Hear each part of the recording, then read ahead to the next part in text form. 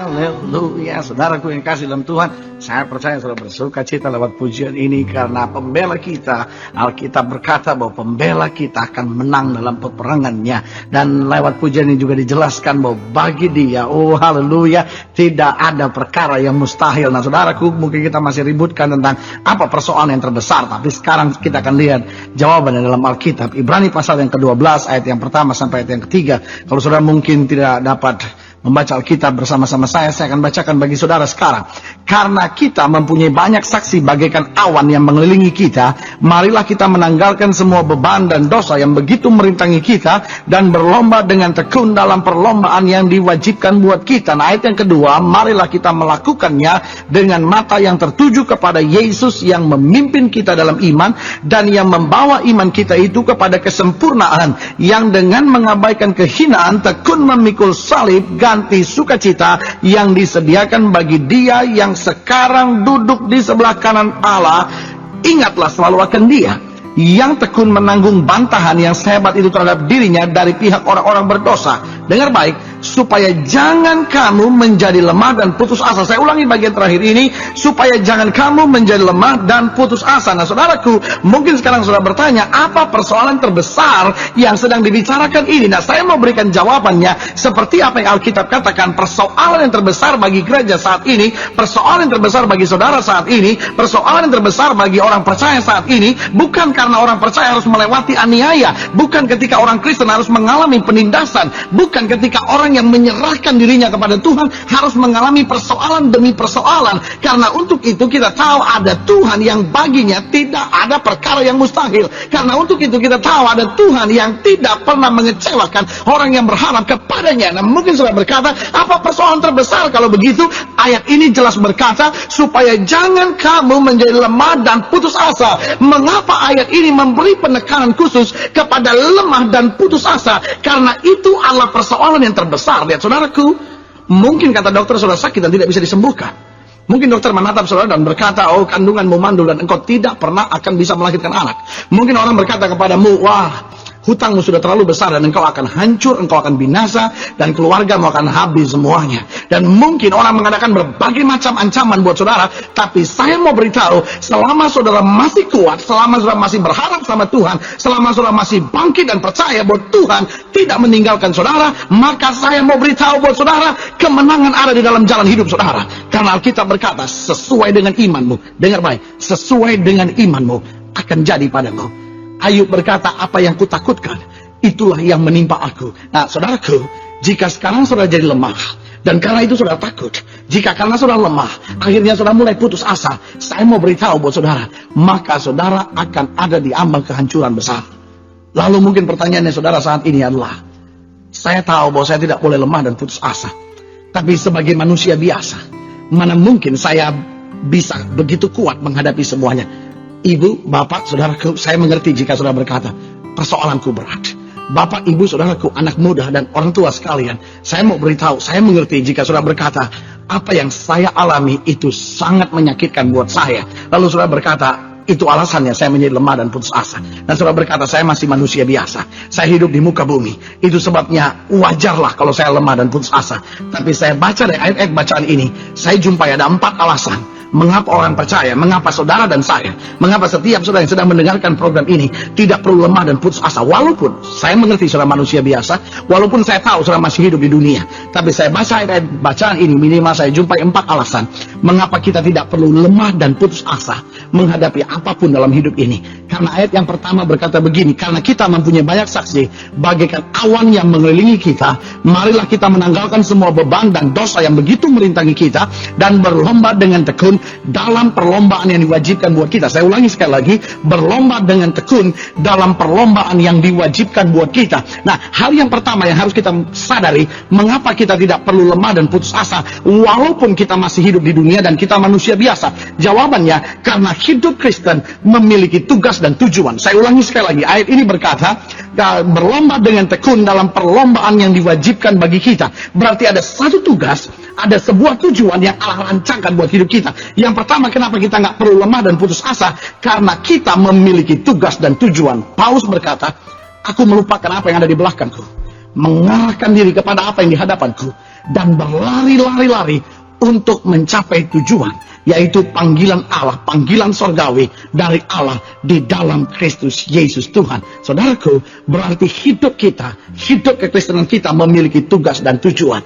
Mungkin saudara mendengarkan program ini lalu saudara berkata, tapi apa tugas saya dengan penyakit kanker yang saya derita? Apa tujuan Tuhan dengan kegagalan yang harus saya lalui? Apa tugas saya dengan kesulitan yang saya sedang hadapi? Apa tujuan Tuhan dengan kekecewaan yang sedang harus saya jalani? Apa tujuan Tuhan dengan air mata yang sedang mengalir di pipi saya?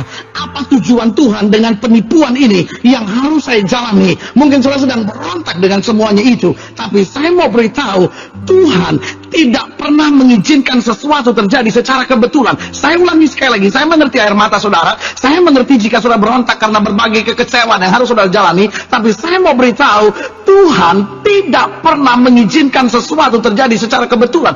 Alkitab berkata, bahkan satu utas rambutmu pun tidak akan jatuh tanpa seizin Tuhan. Saudaraku, Tuhan begitu mencintai saudara, dan karena dia begitu mencintai saudara, dia tidak pernah menjadikan sesuatu tanpa rencana yang indah buat hidup saudara. Itu sebabnya dia punya tugas dan tujuan. Nah, saya mau saudara melihat sebentar pada peristiwa apa yang Paulus alami. Nah, Paulus melayani Tuhan, dan karena dia melayani Tuhan dengan sungguh-sungguh, apa yang terjadi? Setan mulai marah. Dikirimnya seorang wanita yang penuh dengan roh tenung dan mulai menyertai dia dalam perjalanannya. Dan karena Paulus sudah tidak tahan lagi, dia mulai mengusir roh yang ada dalam wanita itu, dan akhirnya wanita itu dibebaskan dari roh itu.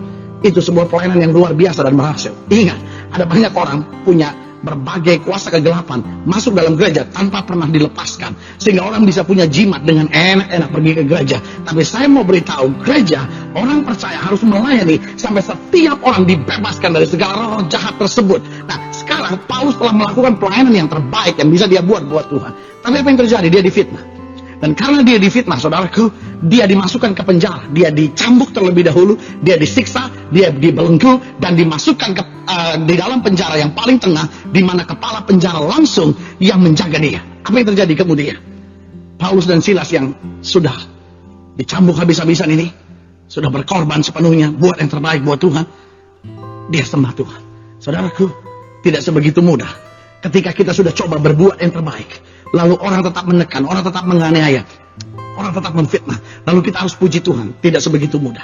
Sebagian orang akan berontak dan berkata, saya sudah buat yang terbaik buat suami saya sudah buat yang terbaik buat istri saya, kenapa saya diperlakukan seperti itu? Saya sudah buat yang terbaik buat anak-anak saya, kenapa saya diperlakukan seperti itu? Saya sudah buat yang terbaik buat setiap orang, tapi kenapa saya diperlakukan seperti itu? Dan mungkin itu kalimat saudara hari ini. Tapi apa yang terjadi? Paulus dan Silas, dia sembah Tuhan, dia puji Tuhan. Walaupun saya percaya tidak mudah, saya percaya ibu, bapak, saudaraku, saya percaya tidak mudah memuji Tuhan, saya percaya tidak mudah berkata terima kasih Tuhan, aku tetap punya tugas dan tujuan dalam keadaan seperti ini, melewati peristiwa itu. Tapi apa yang terjadi? Waktu mereka puji sembah Tuhan, Alkitab berkata, sendi penjara itu goncang, sendi penjara itu goyah. Dan apa yang terjadi? Kepala penjara pegang pedangnya sendiri dan hendak membunuh dirinya. Paulus berkata, jangan kau apa-apakan dirimu, sebab kami semua masih ada di sini. Lalu kepala penjara itu berkata, apa yang harus aku buat? Lalu Paulus berkata, bertobatlah, berilah dirimu dibaptis, percayalah kepada Allah, maka engkau dan seisi rumah tanggamu akan diselamatkan. Lalu saudaraku, Alkitab berkata, dengar baik ini, maka kepala penjara itu percaya kepada Allah, bertobat, menyerahkan dirinya untuk dibaptis, ia dan seisi rumah tangganya diselamatkan. Saudara bisa bayangkan, jika tidak ada orang yang seperti Paulus, yang harus melewati masa yang sukar, tapi tetap menyadari bahwa dia punya tugas dan tujuan, maka saya percaya tidak pernah ada cerita kepala penjara diselamatkan. Dan saudaraku, mungkin saudara berkata, saya ada dalam lingkungan yang sangat menyebalkan.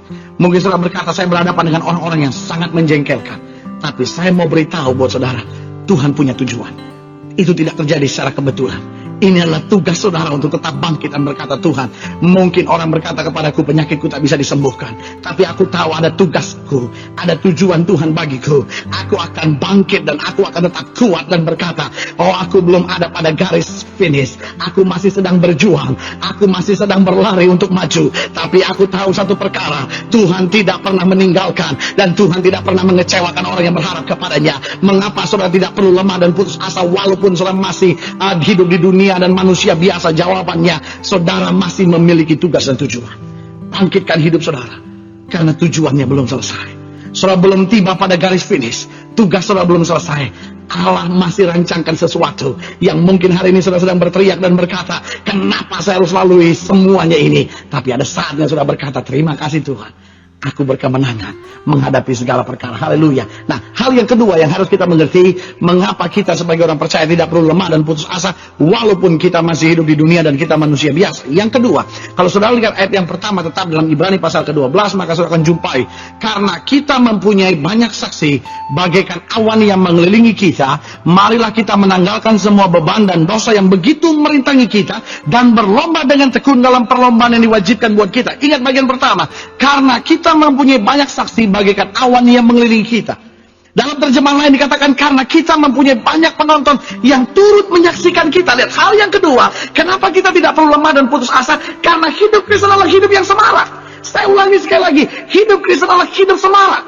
Karena hidup Kristen adalah hidup yang dikelilingi oleh saksi, hidup yang dikelilingi oleh penonton. Dan selalu ingat, dalam sebuah pertandingan, tidak semua penonton ada untuk membela saudara. Dan ingat, tidak semua penonton juga ada untuk menjatuhkan saudara. Ada sebagian penonton yang akan bertepuk tangan dan berkata, ayo maju. Tapi ada sebagian penonton yang akan bersorak, berteriak buat saudara dan berkata, oh dia tidak ada apa-apanya, biarkan dia hancur. Dan inilah hidup kekristenan. Ingat, ada orang-orang sebetulnya yang sedang mengharapkan engkau jatuh. Ada orang-orang yang sebetulnya ingin lihat karirmu berantakan. Ada orang-orang yang ingin lihat rumah tanggamu hancur.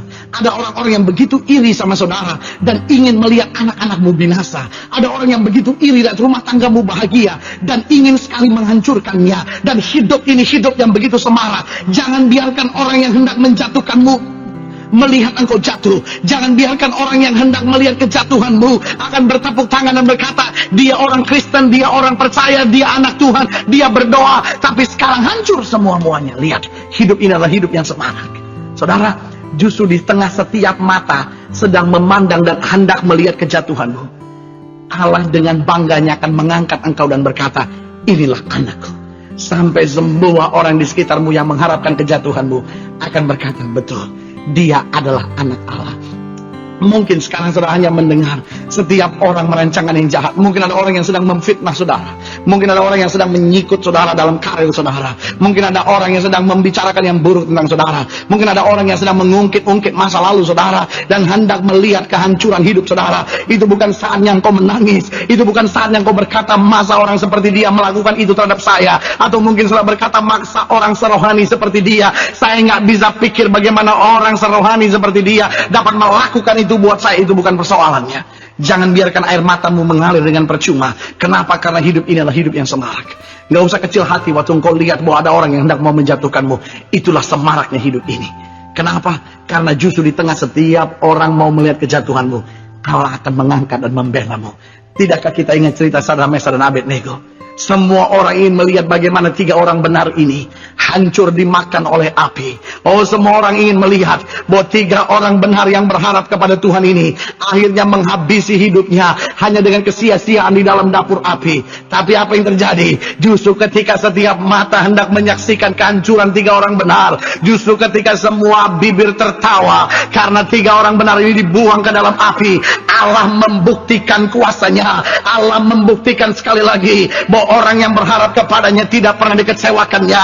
Justru di tengah-tengah setiap mata orang yang memandang, tiba-tiba raja berteriak dan berkata, aku melihat 1 orang lagi seperti anak manusia ada di antara mereka yang menyelamatkan dia, yang membuat mereka tidak terbakar rambutnya pun sedikit pun. Lihat saudaraku, itulah semaraknya hidup ini. Justru orang yang mengharapkan kejatuhanmu akan mundur dan tersipu malu. Tapi orang benar, kata Alkitab, akan berjalan semakin lama semakin kuat untuk menghadap Tuhan dan menyatakan kemuliaannya. Inilah saatnya saudara tidak perlu lemah dengan berita yang saudara dengar. Inilah saatnya saudara tidak perlu lemah dengan suara-suara sumbang yang saudara dengar di telinga saudara. Inilah saatnya saudara tidak perlu putus asa melalui semua perkara yang menekan saudara. Tapi kuatkan hati saudara berkata, inilah hidup yang semarak itu. Biarkan orang tertawa, aku tetap akan berdiri tegap karena aku tahu Allahku akan membela dan Allahku akan memberi kemenangan bagi setiap orang yang percaya kepadanya. Haleluya. Dan hal yang ketiga sekarang, mengapa walaupun kita manusia dan masih hidup di dunia, tidak perlu lemah dan putus asa. Karena ayat selanjutnya berkata, marilah, ayat 1 maksud saya bagian selanjutnya berkata, marilah kita menanggalkan semua beban dan dosa yang begitu merintangi kita, dan berlomba dengan tekun. Ulangi sekali lagi, saya ulangi sekali lagi. Dan berlomba dengan tekun. Dan berlomba dengan tekun. Berarti hal yang ketiga yang harus kita catat bersama, hidup Kristen adalah sebuah perjuangan. Oh haleluya. Saudaraku, dengar baik, berita baik buat saudara hari ini. Tuhan tidak pernah menjadikan saudara menjadi anak-anak manja, tapi Dia sedang melatih saudara. Karena itu bagi saya hidup Kristen adalah perjuangan. Alkitab berkata, lawan musuh iblis sama seperti singa yang berkeliling mencari orang yang dapat ditelannya. Setan berusaha melihat engkau jatuh, setan berusaha melihat engkau mundur, setan berusaha melihat engkau murtad, setan berusaha melihat engkau binasa, setan berusaha melihat engkau gagal. Dan Alkitab berkata, pencuri itu datang hanya untuk mencuri, membunuh, dan membinasakan. Tetapi Alkitab berkata, aku datang supaya domba-dombaku hidup dan hidup berkemenangan. Dan kita berada di dua keinginan tersebut. Kita berada di keinginan Allah yang hendak mengangkat dan memberkati kita, tapi kita tepat berdiri di antara keinginan setan yang coba menjatuhkan kita. Dan Alkitab berkata, lawan musuh iblis sama seperti singa yang berkeliling. Inilah saatnya engkau hadapi perjuangan ini. Dalam perjuangan kita hanya mengenal titik darah yang penghabisan. Gereja orang percaya setiap saudara harus saatnya mulai bangkit dan berkata, aku tidak perlu lemah karena aku akan rebut kemenangan. Tiba saatnya kita berdiri di hadapan Tuhan, sebab mahkota sudah tersedia buat kita. Jangan kompromi dengan dosa, jangan mundur, jangan putus asa, jangan halalkan segala cara hanya karena beban yang merintangi kita. Tetapi majulah dalam perjuangan, karena kita tahu orang yang bertahan sampai kesudahannya, itulah yang memperoleh kemenangannya.